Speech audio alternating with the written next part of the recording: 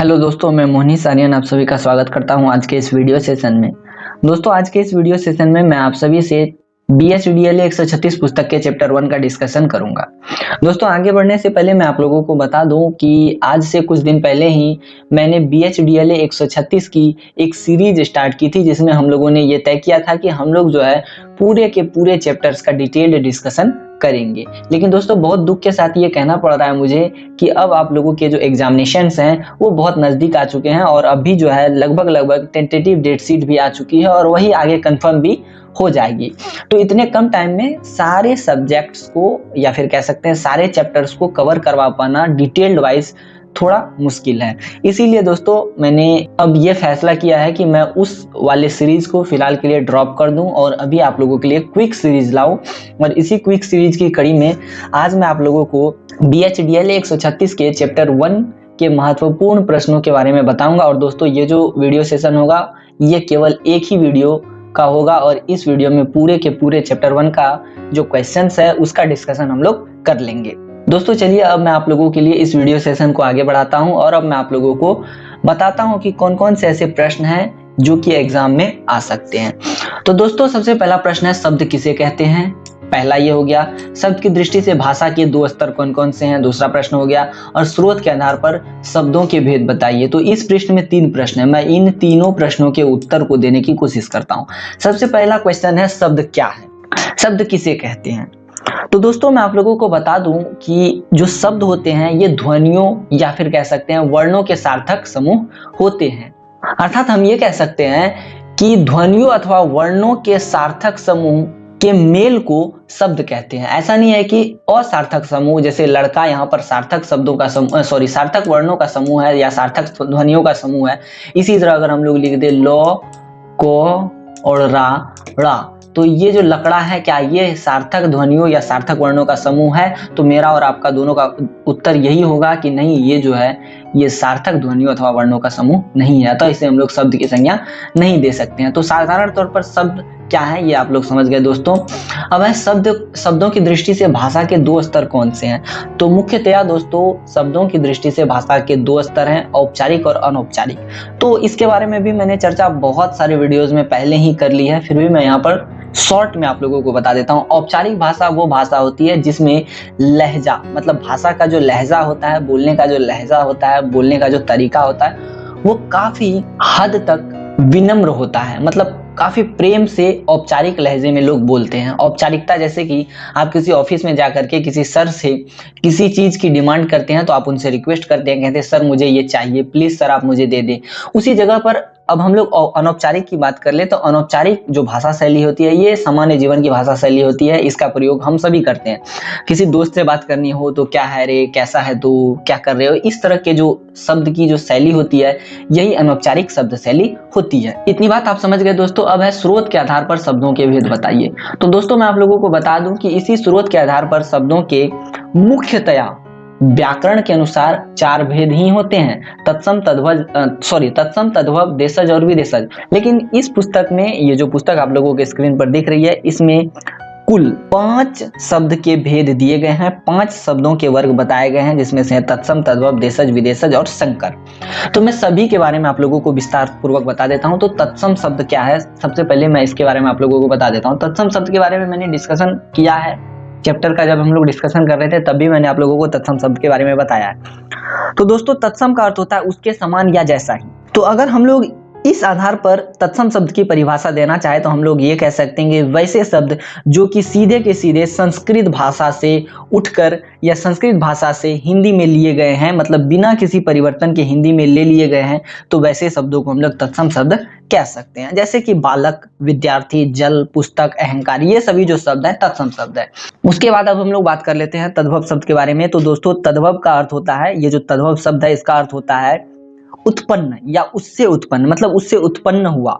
तो इस तरह से अगर हम लोग तद्भव शब्द की परिभाषा देना चाहे तो हम लोग ये कह सकते हैं कि वैसे शब्द जो संस्कृत के मूल रूप में थोड़े परिवर्तन के साथ हिंदी में आ गए हैं, वैसे शब्द तद्भव शब्द कहलाते हैं। या फिर हम लोग ये भी कह सकते हैं कि संस्कृत शब्दों के बिगड़े हुए शब्द रूप को तद्भव शब्द कहते हैं। तो ये बात आप लोग समझ गए दोस्तों। जैसे कि शब्द जो है ये शुद्ध संस्कृत शब्द है और इसी को सुधार कर, इसी में थोड़े परिवर्तन के साथ 7 शब्द को हिंदी में ले लिया गया है, तो यही जो साथ है ये तद्भव शब्द है। जैसे सर्प का सांप, सर्प जो है ये शुद्ध संस्कृत शब्द है और इसी सर्प के संस्कृत को हिंदी में सांप के तरह ग्रहण कर लिया गया है, तो यही जो सांप है दोस्तों यही तद्भव शब्द की श्रेणी में आएगा। यहाँ पर आप लोग उदाहरण देख सकते हैं। अब उसके बाद हम लोग बात कर लेते हैं देशज शब्द, या फिर जैसे यहाँ पर लिखा गया है देसी शब्द। तो ये देसी शब्द या देशज शब्द क्या है इसके बारे में मैं बता देता हूँ।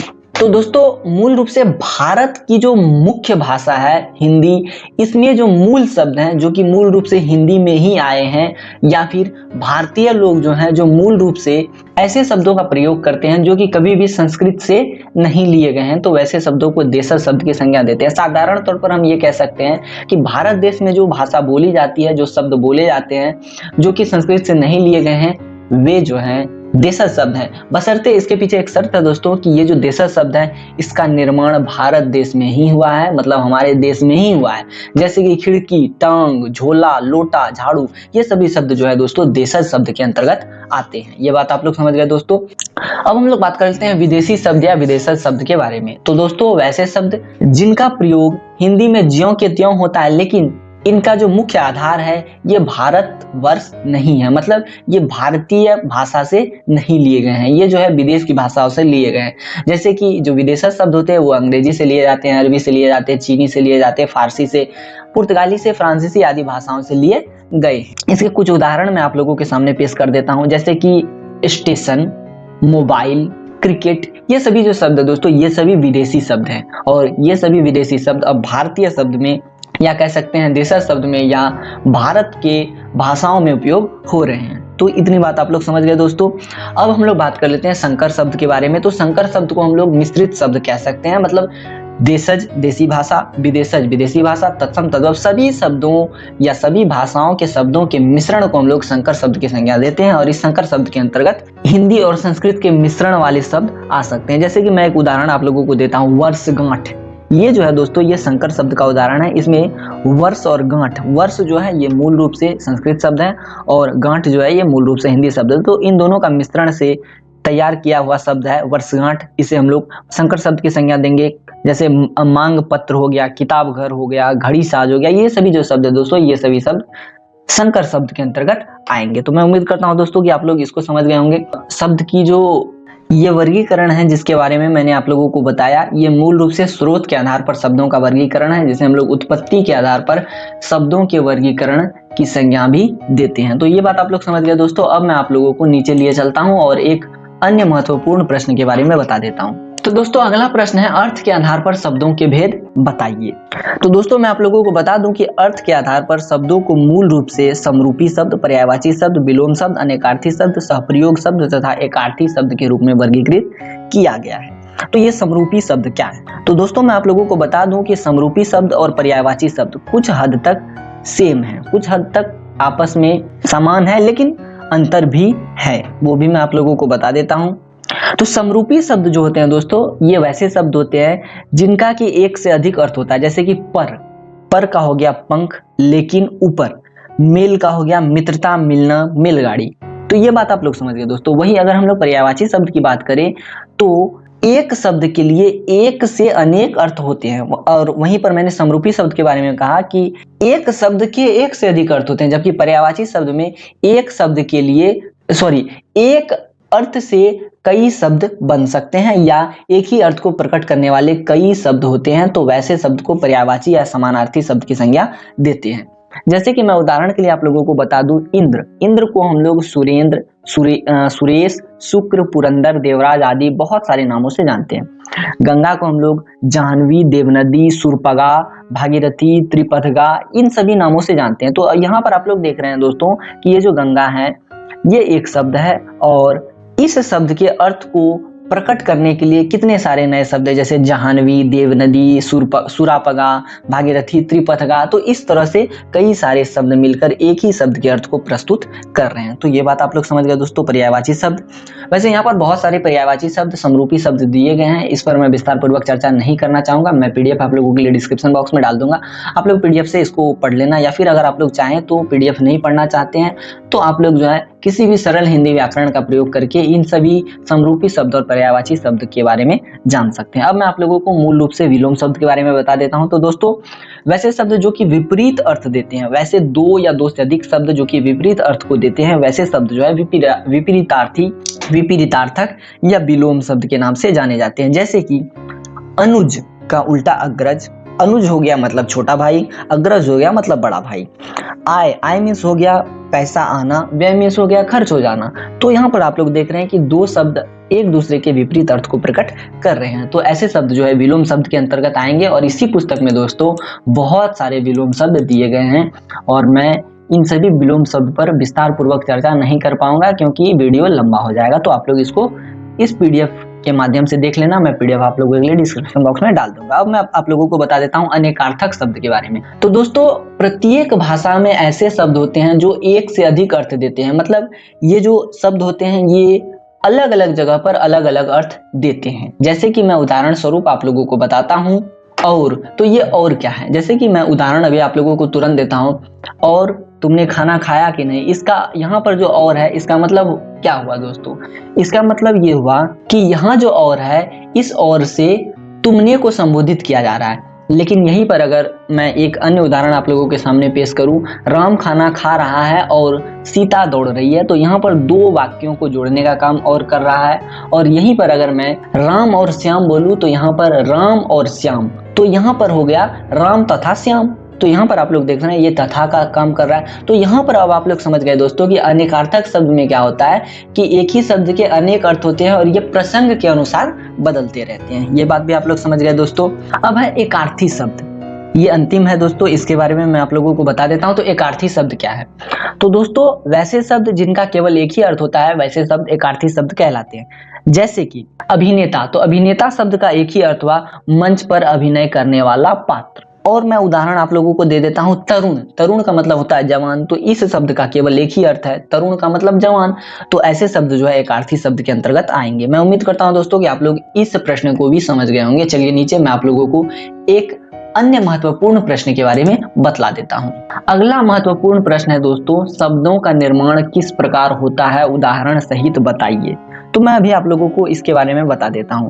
दोस्तों वास्तव में ये जो शब्द बनते हैं ये समाज में बनते हैं और ये समाज में व्यवहृत होते हैं और ये समाज से ही अगली पीढ़ी को मिल पाता है। तो दोस्तों समाज में जो है हर समय हर अर्थ को बताने के लिए नए शब्द की आवश्यकता पड़ती है और समाज में मौजूद व्यक्ति जो है नए शब्द स्वयं गढ़ लेते हैं, मतलब बना लेते हैं। तो दोस्तों मैं आप लोगों को बता दूं कि शब्दों का जो निर्माण होता है ये मूल रूप से दो प्रकार से होता है। पहला तो उपसर्ग जोड़कर, दूसरा प्रत्यय जोड़कर।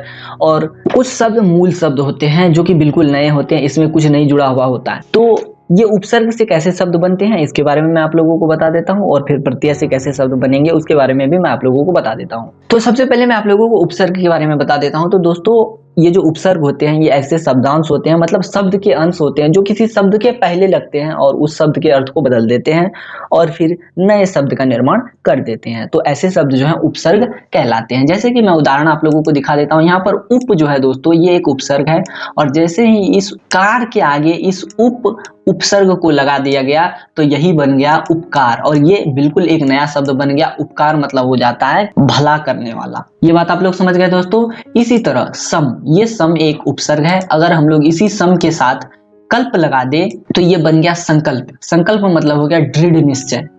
तो इस तरह से आप लोग देख रहे हैं दोस्तों कि उपसर्ग शब्द के पहले लगते हैं या किसी शब्द के अंश के पहले लगते हैं और शब्द का जो है स्वरूप बदल देते हैं और शब्द के अर्थ को भी बदल देते हैं। तो दोस्तों आप लोग संस्कृत के उपसर्ग और फिर हिंदी के उपसर्ग को भी समझ गए होंगे। इसी तरह यहाँ पर बहुत सारे उदाहरण दिए गए हैं। इतने उदाहरण को समझाना मैं जरूरी नहीं समझता हूँ। आप लोगों के लिए पीडीएफ तो मैं डाल ही दूंगा डिस्क्रिप्शन बॉक्स में, आप लोग वहां से इसको डाउनलोड करके देख लेना, आप लोग समझ जाएंगे। दिक्कत हो तभी आप लोग मुझे कमेंट करना, मैं कोशिश करूंगा कि मैं आप लोगों को दोबारा से इन सभी बातों को समझा पाऊँ। दोस्तों मेन रूप से अभी मैंने आप लोगों को बताया संस्कृत और हिंदी के उपसर्ग। तो दोस्तों मैं आप लोगों को बता दूं कि अन्य सभी भाषाओं से भी उपसर्ग हिंदी में आए हैं।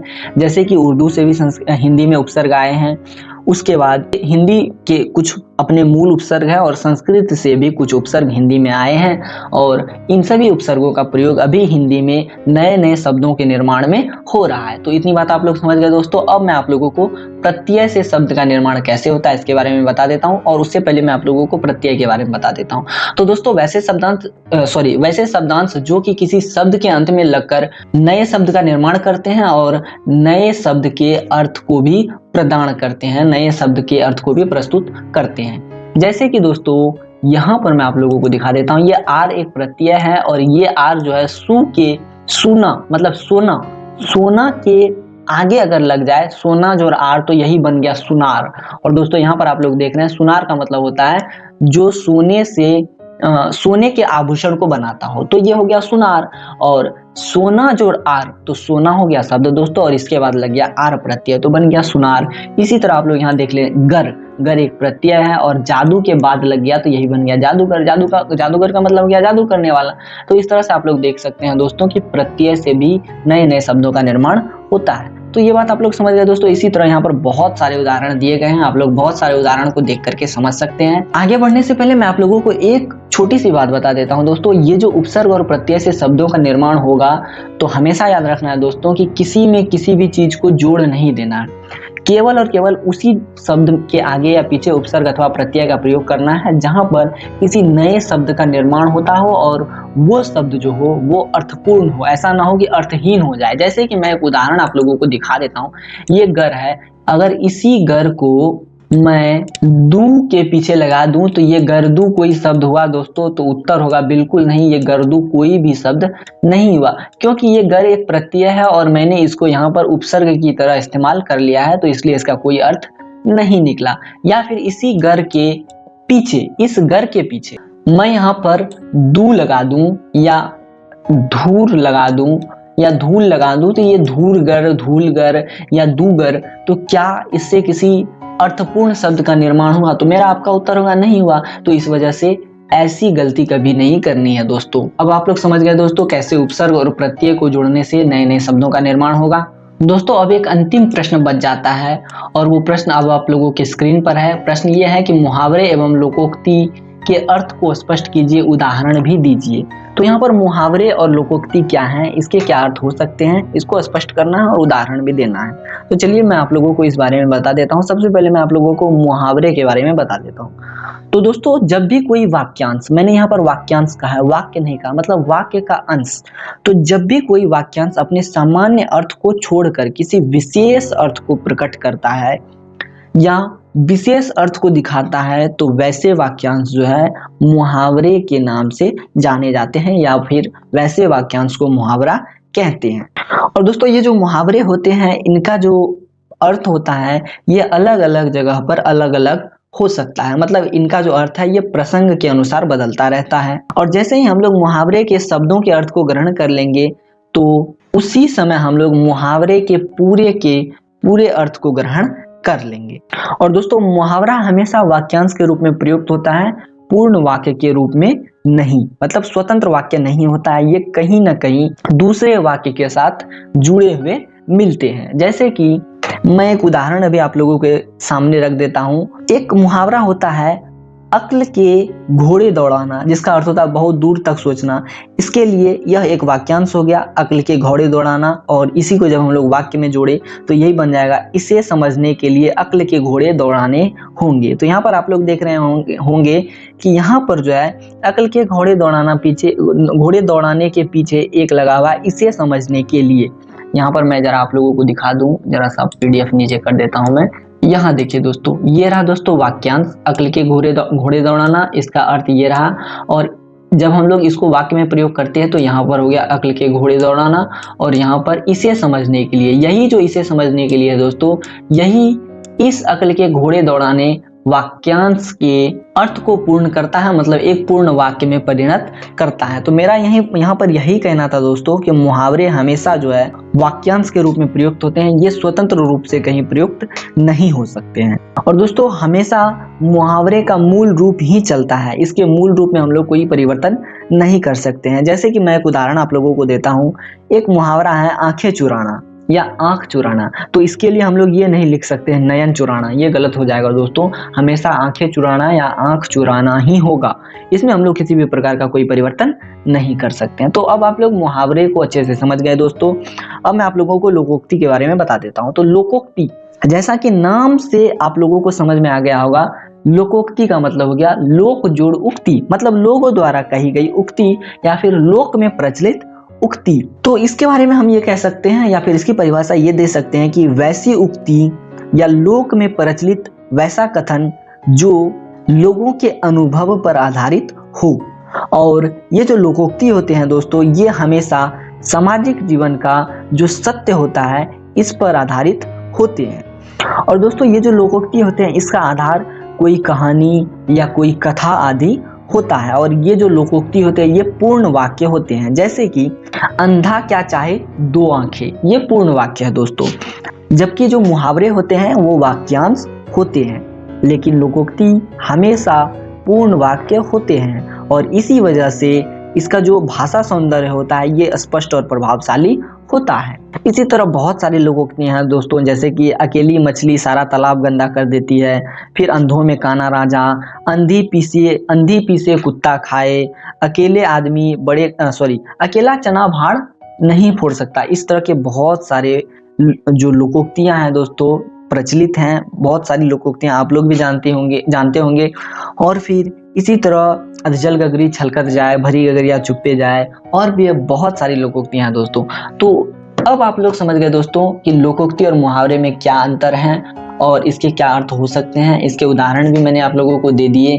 अब मैं उम्मीद करता हूं कि आप लोग इस पूरे चैप्टर्स के मेन क्वेश्चंस को समझ गए होंगे दोस्तों।